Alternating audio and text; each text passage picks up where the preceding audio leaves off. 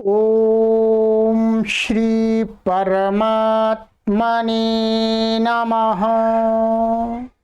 ओम श्री गुरुभ्यो नमः।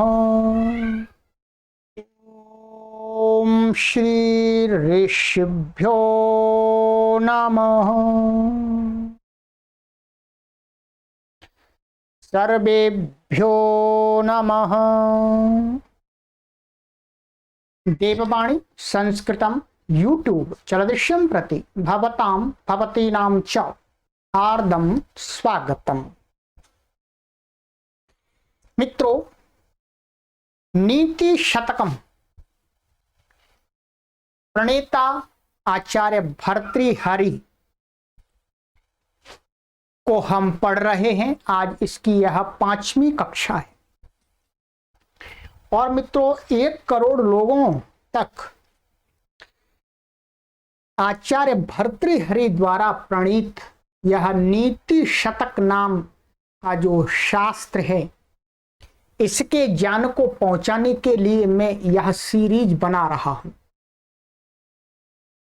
इसलिए मित्रों, मैं आपसे निवेदन करता हूं कि आप इन वीडियोज को भारत के प्रत्येक जन जन तक पहुंचा दीजिए, जिससे जन जन को ये मालूम हो जाए कि जो एक राजा भर्तृहरि थे, वो आचार्य भर्तृहरि बनकर के उन्होंने इस संसार को कैसा अनुपम ज्ञान दिया है, कैसी अनुपम जीवन संबंधी बातें बताई हैं। ये मित्रों भारत का प्रत्येक व्यक्ति जान जाए, तदर्थ आप इनको शेयर करते रहिए।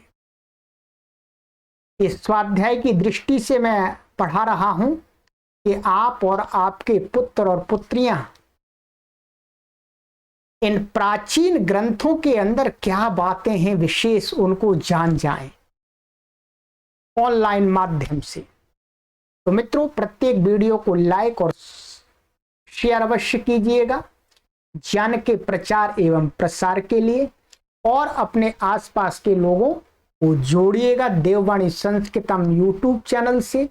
हम आपके लिए अधिक से अधिक भारतीय संस्कृति, वैदिक संस्कृति को बताने वाले जो शास्त्रों के अंदर रहस्य भरे पड़े हैं, उनको आप तक पहुंचाने के लिए लगे हुए। चलिएगा, निःशुल्क अभियान है, आपसे कोई शुल्क नहीं लिया जाता है मित्रों। बस आप ज्ञान अपना वर्धन करें और अपने संतति को वैदिक संस्कृति से, भारतीय संस्कृति से, संस्कृत भाषा से जोड़ें, यही हमारा लक्ष्य है। चलिए आइएगा मित्रों, हमने अभी तक आपको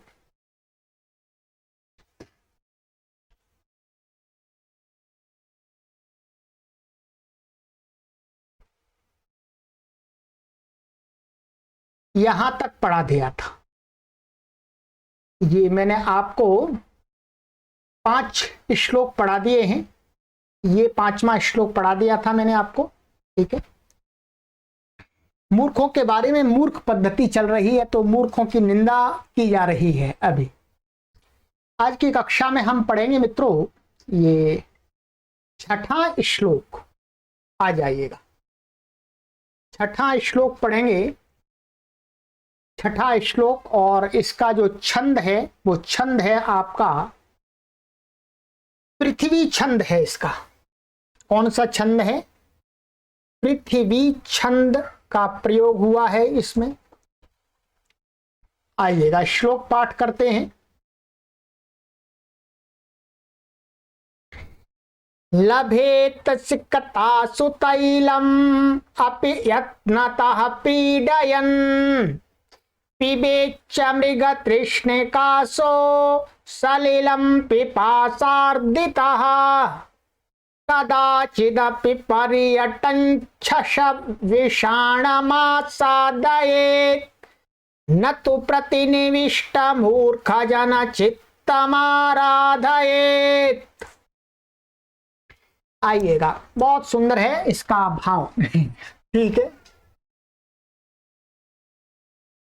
श्लोक के पदों का अन्वय करते हैं। अन्वय है, क्रम से रखे गए हैं। यत्नतः पीडयन सिकतासु अपि तैलम लभेत, पिपासार्दितः सः मृगतृष्णिकासु सलिलं पिबेत, पर्यटन कदाचित कोऽपि जनः शशविषाणम् अपि आसादयेत्, प्रतिनिविष्ट मूर्ख जन चित्तम तो न आराधयेत्। कहते हैं मित्रों कि मनुष्य, कोई भी व्यक्ति है, ऐसा संभव है, वास्तव में ये बहुत कठिन है पर संभव है, माने मूर्ख को बता रहे हैं कि मूर्ख और इन बातों में ये बातें संभव हैं, परंतु मूर्ख की जो बात है वो असंभव है। कैसे? कहते हैं यत्नता, कोई व्यक्ति, मनुष्य, ये अध्याहार कर लिया है कि कोई मनुष्य यत्नतः पीडयन, माने यत्न करके, प्रयत्न करके, पीडयन माने दबाते हुए, ऐसे पीडयन का अर्थ दबाते हुए, सिकतासु अपि तैलम लभेत, जो बालू है उसमें से तेल निकाल ले, ये संभव नहीं है, परंतु कह रहे हैं ऐसा संभव और कभी हो भी जा सकता है, हो भी जा सकता है। ठीक है, कोई व्यक्ति यत्न करे, कोई ऐसी तरीका अपनाए कि उस सिकता में ऐसे पीड़े में रगड़ता हुआ तैल को प्राप्त कर सकता है। ठीक है, ये बहुत कठिन बात है, असंभव बात है, फिर भी कर सके, मानिएगा थोड़ी देर के लिए, मान लीजिए कर ले कोई व्यक्ति। और कहते हैं पिपासार्दिता साह, माने वैसा ही वो कोई मनुष्य, पिपासार्दिता माने प्यास से पीड़ित, प्यासा व्यक्ति, मृग तृष्ण का सुसलिलम पिबेत, कोई प्यासा व्यक्ति है और मृग तृष्णा क्या होती है, जो आपने देखा होगा बहुत तेज गर्मी पड़ती है, तो जो जहाँ रेगिस्तान क्षेत्र होता है, एरिया होती है, उसमें ऐसी तरंगे बहती हैं सामने गर्मी से, ऐसा लगता है कि समुद्र बह रहा है, नदी बह रही है, होता कुछ नहीं है, वो चमकीली लहरें होती हैं सूर्य की किरणों से। तो कहते हैं मृग तृष्णासु माने उन मृग जैसी, माने झूठी लहरों में, रेगिस्तान के क्षेत्र में उन मृग तृष्णाओं में कोई व्यक्ति, कहते हैं अपनी प्यास को बुझाने के लिए पानी को प्राप्त, पिबेत, सलिलम माने पानी को, पिबेत माने पी सकता है। असंभव है ये काम, परंतु फिर भी कभी संभव हो जा सकता है। और कहते हैं पर्यटन कदाचित, पर्यटन माने घूमता हुआ, कोपी जना, कोई व्यक्ति, कदाचित कभी, माने घूम रहा है, ठीक है। शश विषाणम अपि आसादयेत, शस माने खरगोश, विषाणम माने सींग, विषाण माने सींग के खरगोश को कहीं प्राप्त कर सकता है। सींग के, खरगोश के सींग होते ही नहीं है तो प्राप्त कहां से करेगा। फिर भी भर्तृहरि कह रहे हैं कि भाई ऐसा संभव हो सके, कभी कर ले प्राप्त घूमता हुआ, ये भी संभव हो सकता है कभी। कहते हैं आशा प्राप्त कर सकते, प्रतिनिविष्टा मूर्ख जन चित्तम तो न आराधयेत, परंतु कभी भी मूर्ख व्यक्ति, मैं प्रतिनिविष्ट माने विपरीतता को, अज्ञानता को प्राप्त हुआ मूर्ख व्यक्ति के चित्त को तो कभी भी वो समझा नहीं सकता, उसको कोई बात उसके दिमाग में नहीं बैठा सकता। कहने का भाव ये है कि ये सारी असंभव बातें हैं, परंतु थोड़ी देर के लिए कल्पना कर लेते हैं कि ये संभव हो जा सकती है। हो नहीं सकती संभव, कह रहे हैं ये संभव तो हो सकती है कल्पनाओं में, परंतु मूर्ख को समझाना तो कल्पनाओं में भी असंभव है। मूर्ख की सबसे बड़ी निंदा कर दे कि मूर्ख व्यक्ति के साथ में तो किसी भी प्रकार का व्यवहार रखना ही नहीं चाहिए, ये कहना है। और इसके साथ ये संदेश दिया है कि किसी भी बुद्धिमान व्यक्ति को चाहिए कि वो मूर्ख ना बने। मूर्ख के लक्षण भी बता रहे हैं, मूर्ख कैसा होता है, ठीक है। तो ये इसके अंदर बताया गया है। चलिएगा, तो ये इसके अंदर बताया गया मित्रों। और इसमें कुछ मैं विभक्तियां बता देता हूं व्याकरण की दृष्टि से आपको। ये लभेत, ये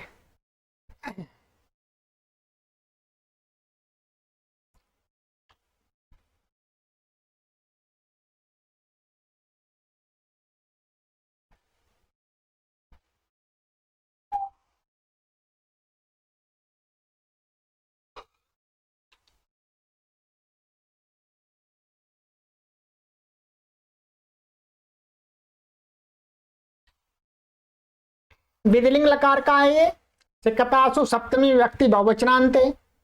तैलम द्वितीय विभक्ति एक वचनांत है। अपि अव्यय पद है। यत्नतः ये तसिल प्रत्यांत, तसी प्रत्यांत शब्द है।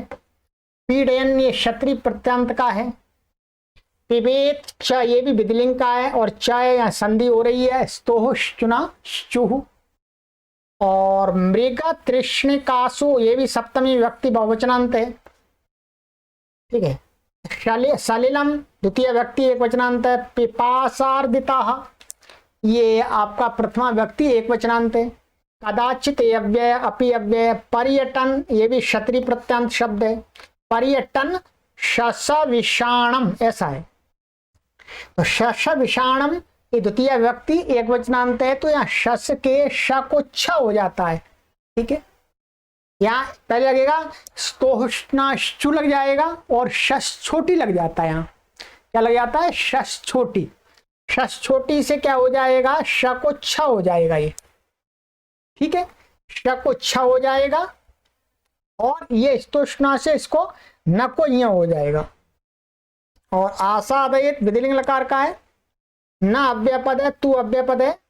प्रतिनिविष्ट मूर्ख जाना चित्तम ये तो हमने पहले ही बताया है। द्वितीय व्यक्ति एक वचनांत। आराधयेत ये भी विधिलिंग लकार का है। यहां पर आप देखेंगे कि ये लभेत परस्मयी पद दे दिया है।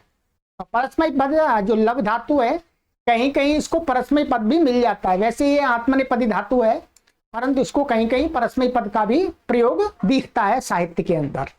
चलिएगा, ये हो गया आपका सामान्य। अब आइएगा, तो इसमें मूर्ख की यही निंदा कर दी है कि हमें मूर्ख नहीं बनना है। आइएगा, अब है हमारा श्लोक संख्या 7। इसमें भी मूर्ख की ही निंदा की गई है, मूर्ख पद्धति चल रही है। इसके अंदर है आपका छंद, मैं बता देता हूं। शार्दूल विक्रीडित छंद का प्रयोग हुआ है। यहां ध्यान दीजिएगा, इस श्लोक में शार्दूल विक्रीडित छंद का प्रयोग हुआ है। चलिए, और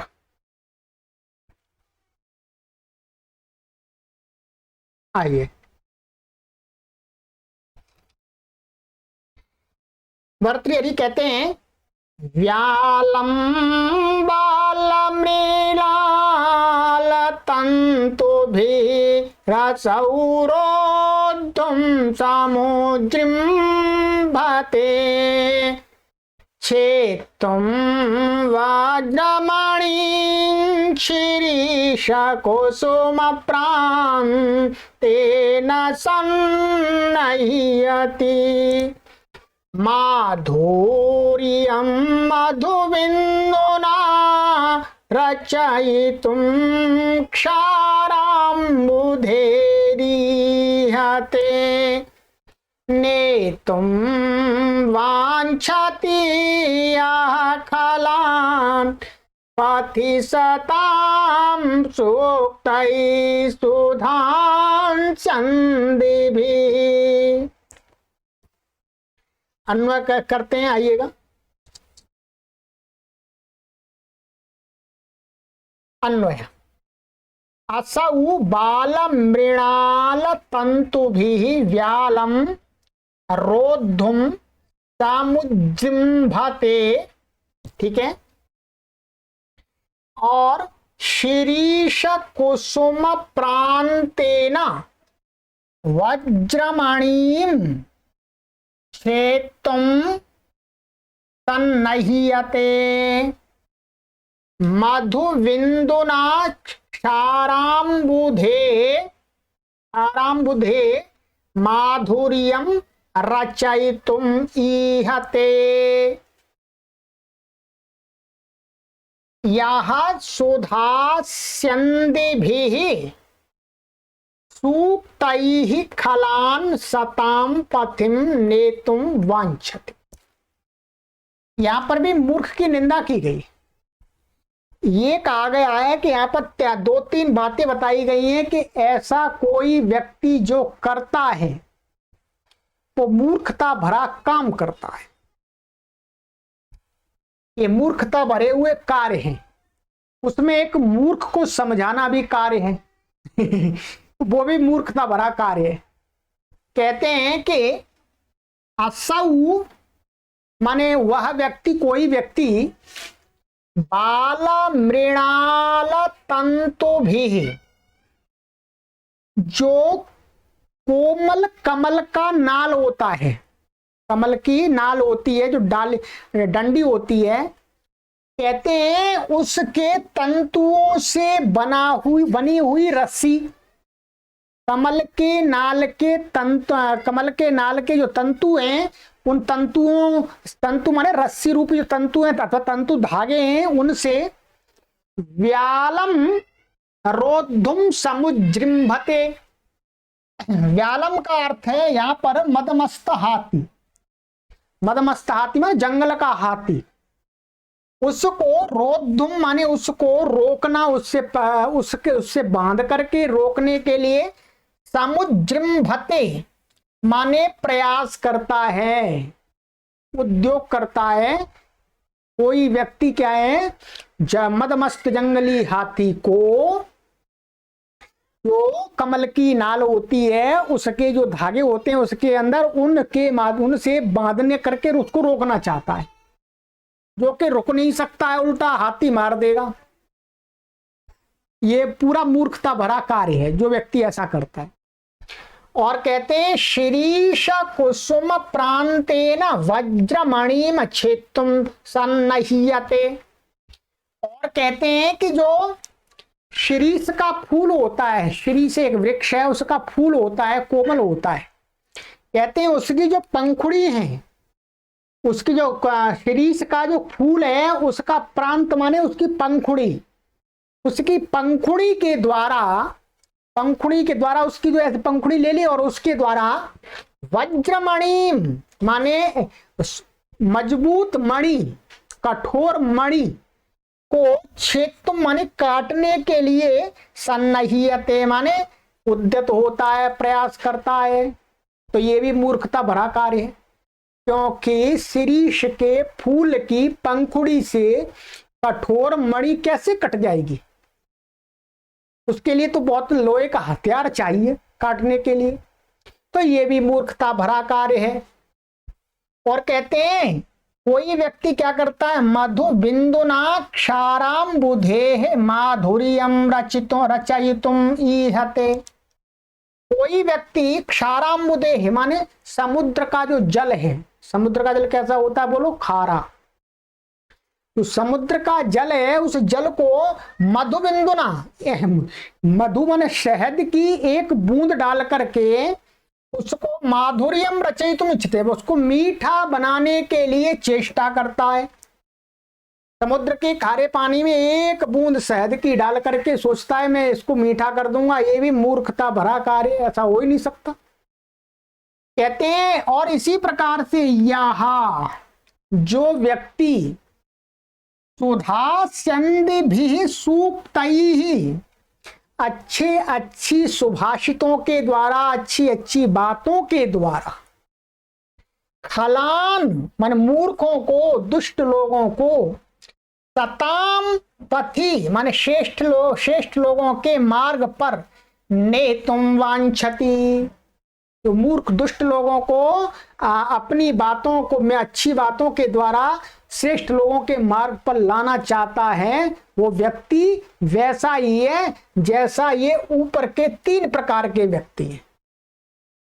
अर्थात वो व्यक्ति भी ना समझ है, जो दुष्टों को अच्छे मार्ग पर लाने का प्रयास करता है, अपनी सोचता है मैं इनको अच्छे मार्ग पर ले आऊंगा, तो भर्तृहरि कहते हैं ये असंभव है। जैसे ये असंभव हैं तीनों, वैसे ही मूर्खों को भी कोई व्यक्ति अच्छी बातें बता करके दुष्ट व्यक्ति को अच्छे मार्ग पर नहीं लाया जा सकता, अच्छे लोगों के मार्ग को नहीं उन्हें सिखाया जा सकता। कई हद तक बात भी ठीक है। मूर्ख का अर्थ है यहां पर हठी, दुराग्रही लोग, अहंकारी लोग, घमंडी लोग, उनको मूर्ख कहा जा रहा है। ठीक है, तो वास्तव में अहंकारी, घमंडी, दुराग्रही, रूढ़ी, ये लोग कभी सुधरते नहीं है। चाहे आप इनको कितना भी उपदेश पिला दीजिएगा, ये सुधरते नहीं है। जो रूढ़िवादी लोग होते हैं, कट्टरवादी लोग होते हैं, वो सुधरते नहीं है। इसलिए उनको सुधारना है लोगों, सामान्य लोगों का काम नहीं, उनको तो शासन सुधारता है, शासन सुधारता है, उनके डंडे लगाता है, जेल में डाल देता है, सुधर जाते हैं अपने आप। नहीं सुधरते तो वहीं पड़े रहते हैं। तो इसलिए ये कह रहे हैं भर्तृहरि जी कि विद्वान लोगों को इन लोगों के पीछे अपना समय व्यर्थ नहीं, नष्ट नहीं करना चाहिए। उनको तो सरकार को सौंप देना चाहिए। भाई सरकार का काम है, शासन का काम है, शासन करेगा, इनको मूर्खता इनकी दूर करेगा, डंडे से जैसे भी मार पीट के वो वैसे ही ठीक होंगे। वो बातों से, अच्छी बातों से ठीक नहीं होते। ठीक है, बिल्कुल सही बात है, हमें बिल्कुल सही लगती है। इसलिए हम किसी भी रूढ़िवादी, कट्टरवादी व्यक्ति के साथ संबंध बनाना पसंद नहीं करते, क्योंकि कट्टरवादी, रूढ़िवादी और संकुचित बुद्धिवादी और ऐसे लोग, माने दुराग्रही लोग, हठी लोग, इनके साथ संबंध बनाने में हानि ही है। इसलिए हम बनाते ही नहीं है, इनसे दूर रहते हैं, इनको दूर रखते हैं अपने से, इनको सरकार के हवाले कर देते हैं। भाई सरकार सुधारेगी, हमारा काम नहीं। चलिए ठीक है मित्रों, बहुत सरल श्लोक है, बहुत ही अच्छी बात शिक्षा हमें बताई गई है।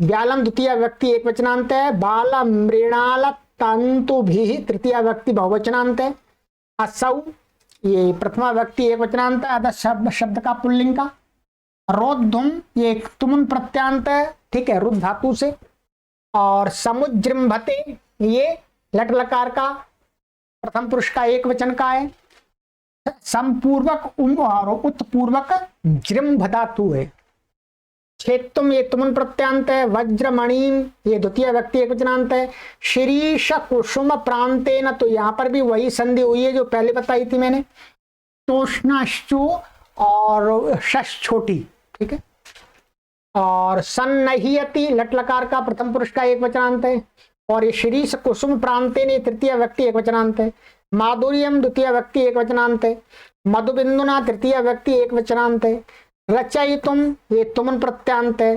क्षाराम्बुधेः ईहते तो ये षष्ठी व्यक्ति एक वचनांत है, ये ईहते लट लकार का प्रथम पुरुष का एक वचन है ईह धातु का, नेतुम तुमन प्रत्यांत है, वांछति लट लकार प्रथम पुरुष एक वचन है, यह ये प्रथमा व्यक्ति एक वचनांत है, खलान द्वितीय व्यक्ति बहुवचनांत है, पथि सप्तमी व्यक्ति एक वचनांत है, सताम षष्ठी व्यक्ति बहुवचनांत है, सूक्तई ही तृतीय व्यक्ति बहुवचनांत है, और सुधास्यन्दे भी तृतीय व्यक्ति बहुवचनांत है। ठीक है, तो इसमें ये मैंने आपको विभक्तियां तो सभी बता दी, वचन भी बता दिए। इसमें यहाँ कुछ समास आपके लिए विशेष होगा, ये यहाँ पर देख लीजिएगा। ठीक है, ये लिखा हुआ है, एक तो समास इन्होंने यहां दिखाया है, बाल मृणाल तंतु भी, बालाह मृणालाह बाल मृणालाह, ये तो आपका हो गया कर्मधारय तत्पुरुष समास।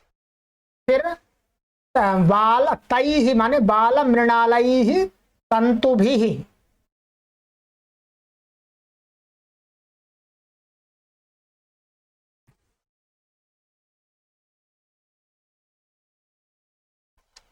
या ऐसा होगा तई नहीं होगा।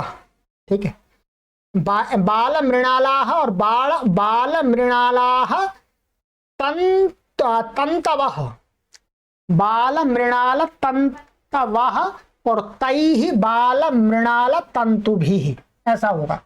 ये कर्मधारय तत्पुरुष में षष्ठी होगा इसके तंतु के साथ में, ठीक है, षष्ठी तत्पुरुष समास। और मधुबिंदुना में समास दिखाया है, मधुना बिंदुना, मधुबिंदुना षष्ठी तत्पुरुष समास दिखा दिया है, ठीक है। और ये समास दिखाया है, इसमें और भी ये समास है, इसमें एक, इसको भी देख लीजिएगा। क्षाराम्बुधे है तो क्षार अम्बुधि, क्षाराम्बुधि, ठीक। ये इन्होंने गलत समास कर दिया है, ये ऐसा समास नहीं होगा, ठीक है। ये है अंबु, है अंबु, ठीक है, क्षार अंबु, तो क्षारम च तद अंबु च क्षाराम्बु, ऐसा होगा। क्षारम च तद अंबु च क्षाराम्बु, एक कर्मधारय तत्पुरुष समास। फिर होगा क्षाराम्बु दधाति यह सह क्षाराम्बुधि, ठीक है।